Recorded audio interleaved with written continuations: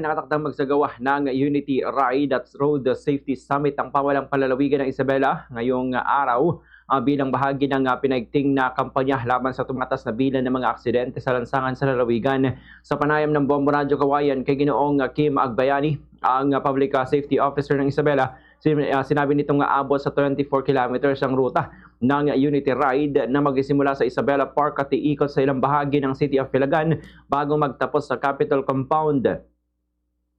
Lalaukan ito ng hindi bababa sa 14 na rider groups at mahigit 200 participants kasamang iba't ibang ahensya ng pamahalaan at paaralan, maging mga iba pang mga organisasyon.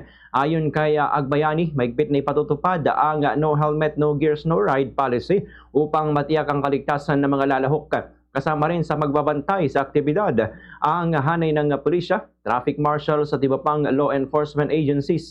Anya layunin ang aktibidad na palakasin ang kamalayan ng publiko hinggil sa responsableng pagmamaneho at kaligtasan sa kalsada. Ibinunyag din ng opisyal na tumaas ang bilang ng vehicular accidents sa unang bahagi ng 2026 kumpara sa kaparehong panahon noong nakaraang taon.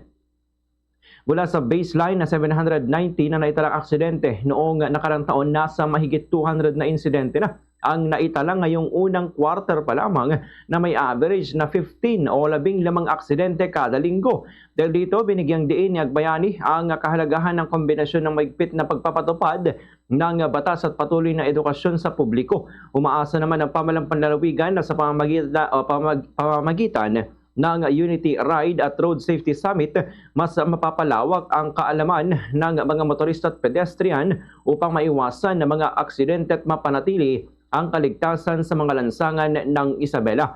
Ganito ang bahagi ng pahayag ni Public Safety Officer Kim Agbayani. At tandaan natin, ang road safety kailangan ng dalawang bagay, education and enforcement. So yung enforcement, ginagawa na namin yan daily. Lalong-lalo na nitong February, naghigpit talaga tayo. Itong Road Safety Summit na to, ito rin naman yung education part.